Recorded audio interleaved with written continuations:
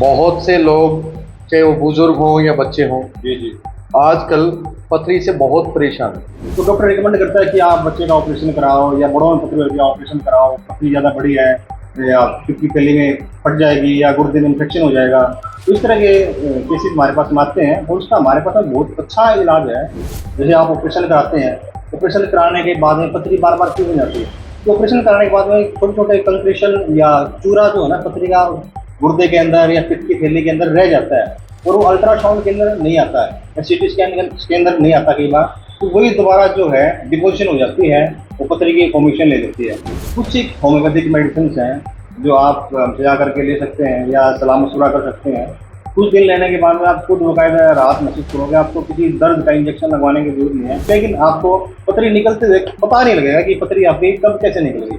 वो आपको अल्ट्रासाउंड में दिखेगा कि हाँ पथरी वही है ही नहीं। कुछ ऐसी औषधियाँ मेरे पास में है कि एक बार पथरी निकलने के बाद मैं गारंटी लेता हूँ, पथरी निकलने के बाद कुछ ऐसी दवाई दूंगा कि आपको लाइफ टाइम पथरी नहीं बनेगी। ऑपरेशन भी हो जाते हैं जी। लेकिन इलाज अभी तक कोई स्थायी इलाज इसका कह नहीं सकते।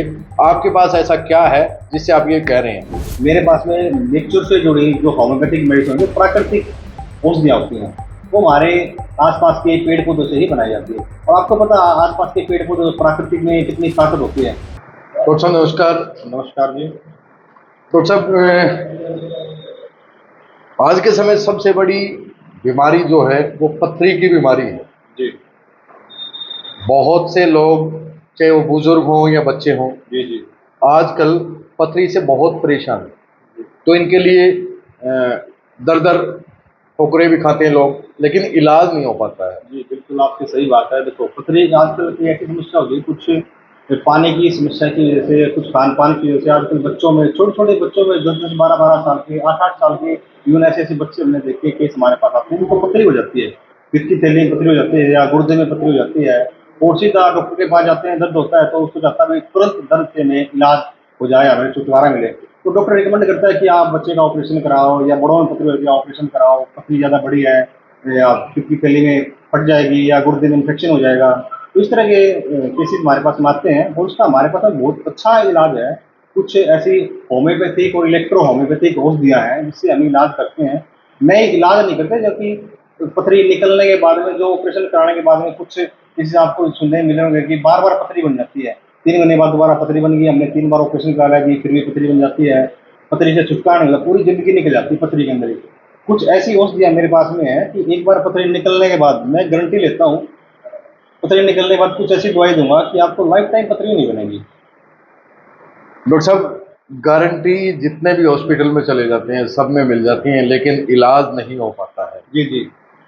लोगों के पैसे भी बहुत खराब हो जाते हैं।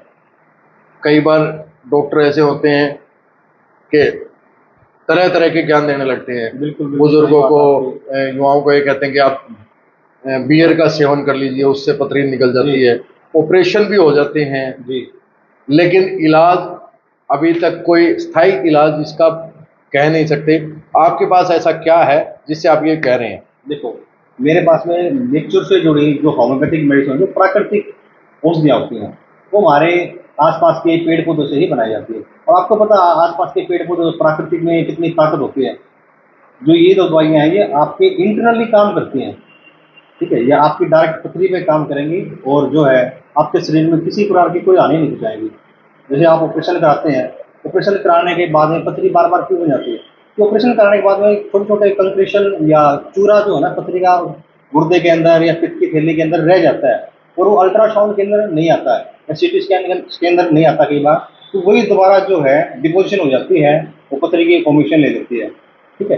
तो होम्योपैथी के जो लोग इलाज लेते हैं उनको शायद पता है कि होम्योपैथिक दवाइयों में कितना दम है और ये कितनी कारगर है पथरी को काटने के लिए, तोड़ने के लिए, उसको निकालने के लिए। डॉक्टर साहब, जैसे आप गारंटी ले रहे हैं, जी जी। चलो लोगों की कहीं ना कहीं परेशानी ही दूर होगी। बिल्कुल बिल्कुल।